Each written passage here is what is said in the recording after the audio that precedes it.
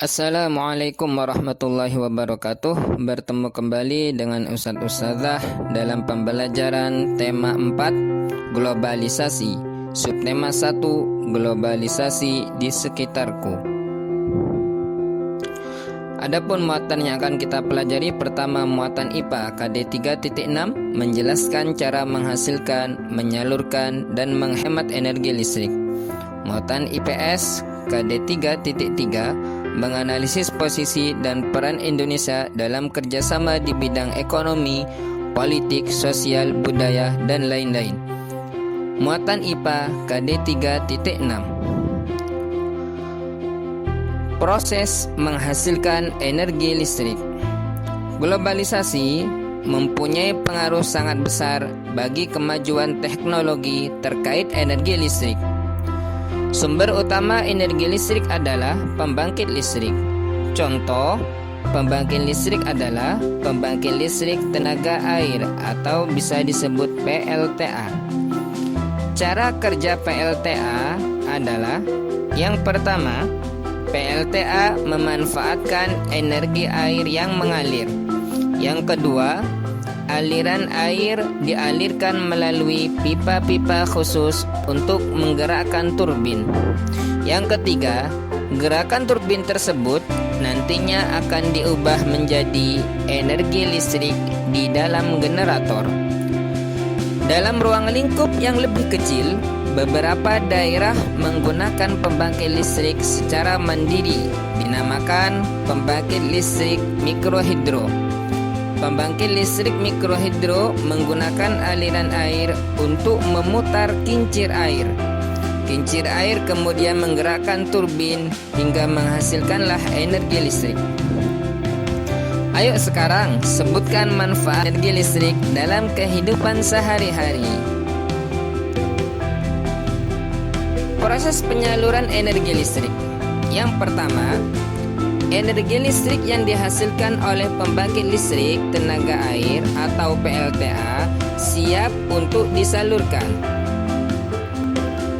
Yang kedua, energi listrik yang disalurkan terlebih dahulu melalui kabel-kabel besar yang terpasang di menara saluran udara tegangan ekstra tinggi atau biasa kita kenal dengan sebutan SUTET. Yang ketiga, energi listrik kemudian masuk ke dalam transformator untuk menaikkan atau menurunkan tegangan. Yang keempat, energi listrik disalurkan ke dalam pabrik-pabrik.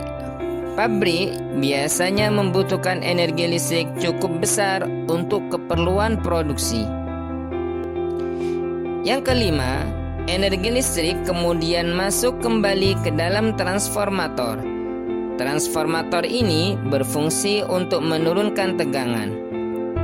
Yang keenam, energi listrik dari transformator penurun tegangan diterima oleh gedung perkantoran dan rumah-rumah penduduk.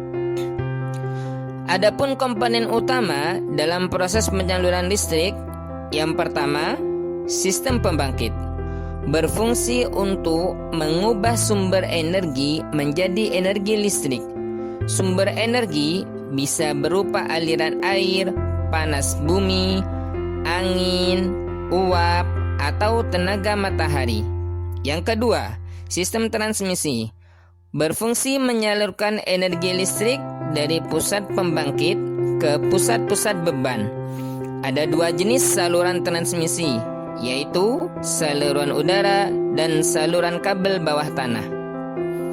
Yang ketiga, sistem distribusi berfungsi untuk menyalurkan energi listrik dari sistem transmisi hingga konsumen.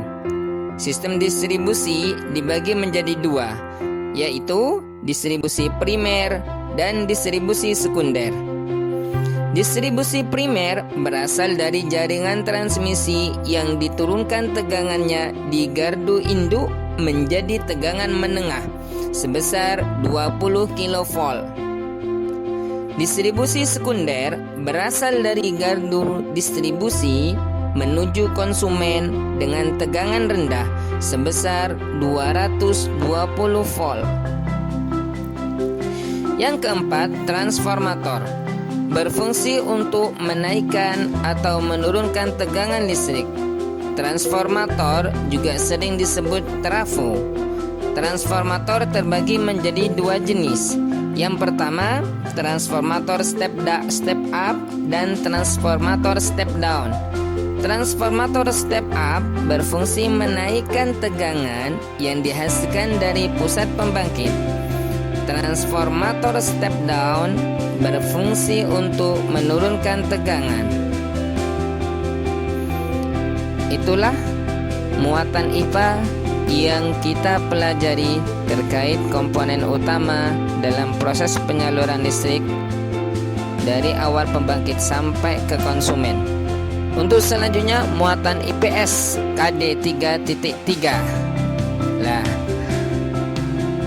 sekarang kita coba pelajari masalah tentang globalisasi. Teknologi saat ini sangat canggih sekali. Kita bisa pergi kemanapun dengan cepat dan lebih mudah. Bisa naik pesawat, kereta api, kapal laut, dan lain-lain. Adapun untuk masalah belanja, sekarang kita jauh lebih mudah sekali.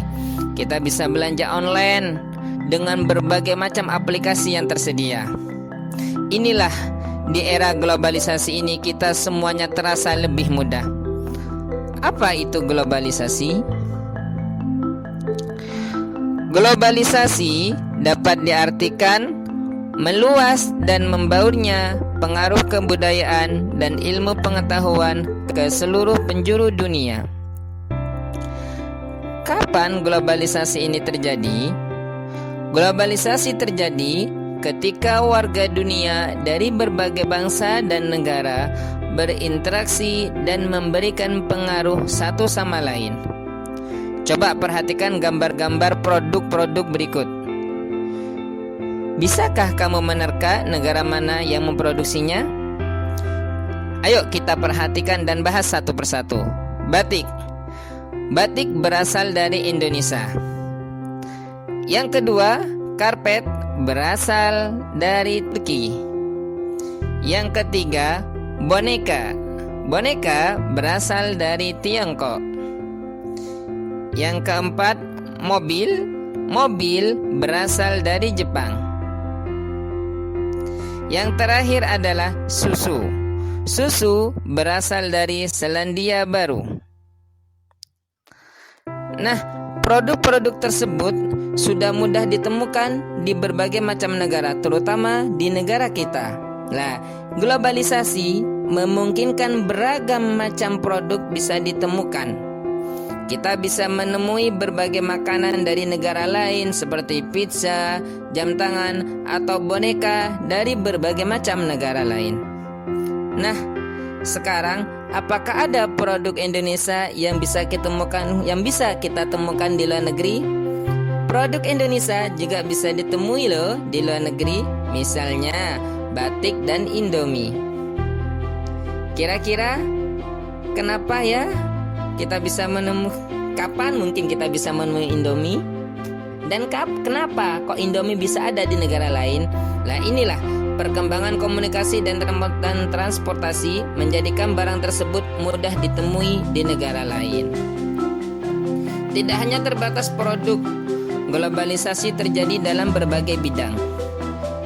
Contoh globalisasi dalam bidang ilmu pengetahuan dan teknologi. Yang pertama, pesawat terbang sudah kita lihat kesehariannya, YouTube, Gojek. Itu sudah semua bisa kita lakukan dan kita bisa lalui bersama. Bidang ekonomi, ada kegiatan ekspor impor, tumbuh pesatnya e-commerce dan masuknya produk luar negeri. Nah, ada berbagai macam toko-toko online sekarang yang sudah tersedia yang mempermudah kita untuk jual beli. Nah, sekarang selain bidang ekonomi ada bidang politik. Yang pertama, ada kerjasama antar negara, terbentuknya organisasi internasional, serta masyarakat yang sekarang lebih peduli terhadap pemerintahan. Nah, itu semua terkait materi yang kita pelajari hari ini.